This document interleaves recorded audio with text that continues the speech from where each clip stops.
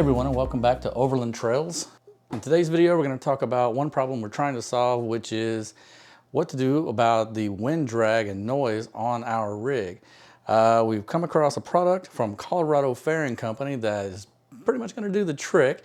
It's going to help us reduce and deflect wind, reduce wind drag, and reduce noise, and hopefully improve gas mileage.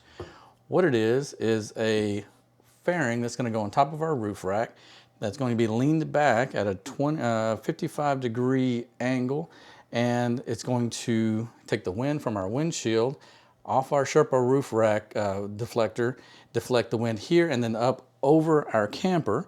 The Colorado Fairing Company makes two different styles of fairing. They make a standard one, which can have the rounded edges or the squared edges in three different sizes, small, medium, and large. You can go to their website at cofairingco.com and see the different sizes they sell. They also do custom fairings, which this is a custom one that has the different style of edges here. That goes from a 50 to a 55 to help give us the coverage that we need to fill the gap. They also make them in different colors. They can do custom wraps on them. They can do different designs. I just wanted a plain black one, so they were very accommodating in helping do the custom work, custom design, and trimming it exactly how we wanted it. Worked with a guy named Brad over there, which was very knowledgeable about how to design this to get what we needed aesthetically, as well as the wind coverage that we needed. So this came out really nice. Thanks, Brad, for all your help.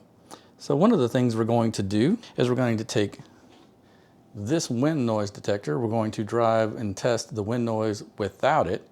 And then we're going to test after we do the install with it. So we'll be able to kind of get the information about, was it really worth doing all this work to install it? Let's get started on how we built the brackets to get this ready. To get us halfway where we needed to be to make brackets, we went to Home Depot, bought some shelf brackets that were heavy duty. They could hold up to like 200 pounds each or something like that. Cut out the middle bracket, and we're going to bend them to match the degreed angle we need. Okay, now that we got all the brackets made, we're going to use 4 of these, but these are a little weak going from here to here, so we're going to take this piece of metal, it's actually aluminum. We're going to cut it at 9 inches, bend a 1-inch bracket at each end, and put it in the middle, so it'll be basically like this.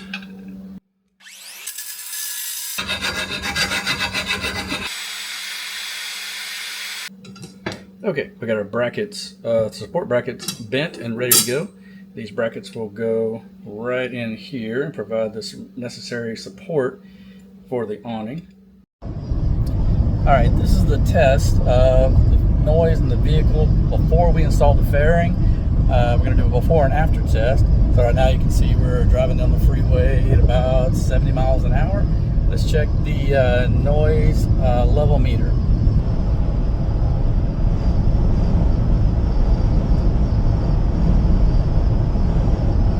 As you can tell, it's jumping somewhere between 74 and 79, just depending on the gust of wind that we're getting. The noise from the roof rack is pretty prevalent. It's got a good whistle to it, so we'll see about the test after the install. Okay, next step. You've got your brackets made. I didn't complete this bracket because it's just going to be a support system in the middle. And we need to space our brackets out on the back side of our fairing. We're going to use this angle here to make sure we get our brackets lined up correctly, like this, to make sure they're square. Don't want any crooked brackets.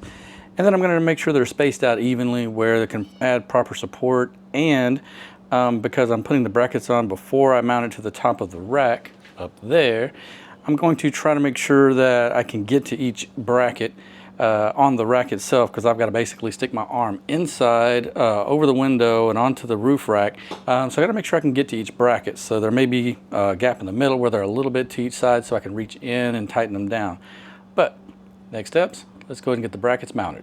For this custom made fairing, it is 53 inches wide at the base. Divided by 4 brackets, that's roughly 13.25 inches per width of each bracket. But because of the way fairings are designed, I'm going to put the first bracket at 5 inches. That way I have a good corner support, and then I'll go in roughly 14 to 20 inches on the inside brackets. That way it's got plenty of support in the corners as well as in the middle. So we're doing the square. We're squaring up the bracket, pushing it all the way down onto the lip here. And then we're marking our holes for our bolts. Then we're going to drill these holes, and we're going to do this all the way across.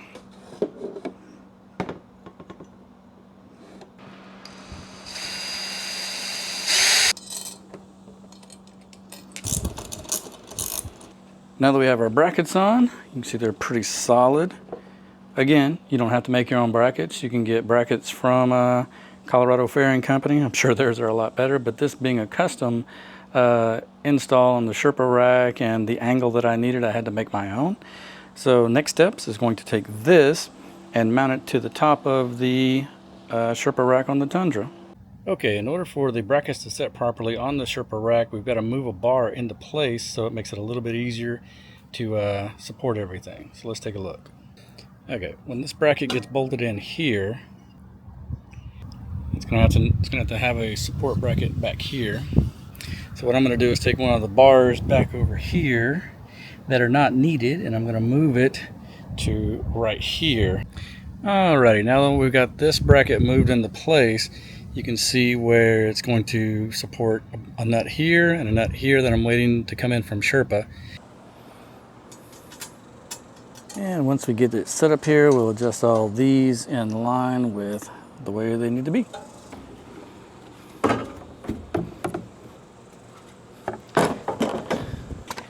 Alright, we just gotta loosen these up and then put them in place. So part of the struggle is to get all the nuts and everything to line up with the brackets. Nothing here is standard, so we're just winging it. Okay, now that we got all the bolts in, we're going to tighten everything down and see what we got.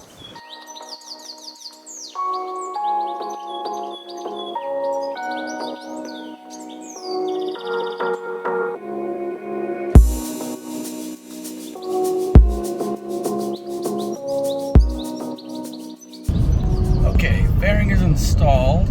We are back on the freeway. You can tell here we're going about 65 or so miles per hour. We've got two GoPro cameras mounted outside the vehicle, one in front of the fairing and one behind the fairing, to see if there's any vibration or odd things. So let's check the decibels right quick and see where we're at as far as noise.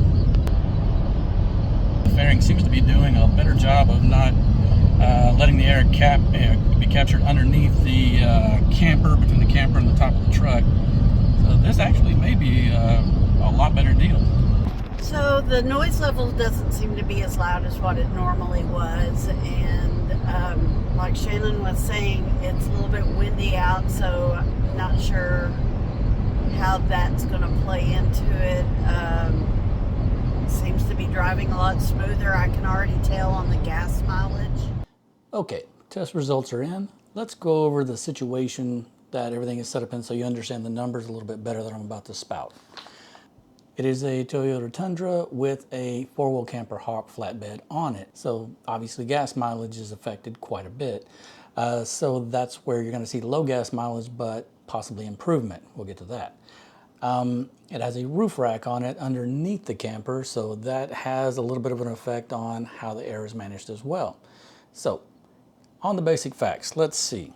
We got before, it was getting about 9.6 miles per gallon, and the noise level in the vehicle was 75 decibels on average. That was straight up testing on the freeway, running about 65 to 70 miles an hour. After fairing install, the results were average miles per gallon, and this was after about an hour's worth of driving, hour and a half or so, on roughly freeway and possibly some regular farm to market roads. We went out and did some scouting for camping. 10.1 miles per gallon with an average noise level inside the vehicle at 69 decibels. Of course, there's some variances in there from different noise pockets or air blowing the vehicle here and there, but the results are the results.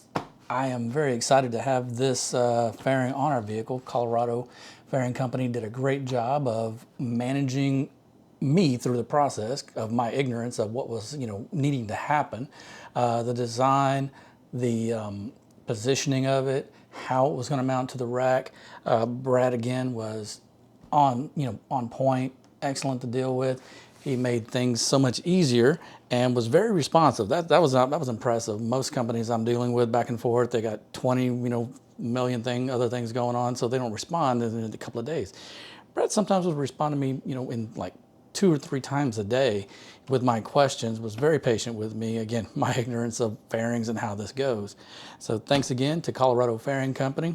It is worth doing, whether you have a rooftop tent, just a regular rack on your vehicle, a full-blown camper style deal, a camper van. Any way you need to manage the airflow over the vehicle to where it decreases the noise, increases miles per gallon. Overall aesthetics of the vehicle, depending on if you want to go with a fancy wrap on it or whether you just want to go with a plain black one or something like that. Highly recommend doing the Colorado fairing. And I do recommend this over other fairings because the ones I were finding out in the marketplace were just stock, small fairings. Didn't seem like they were any significant size to be able to make a difference. So this was the way to go, especially for us.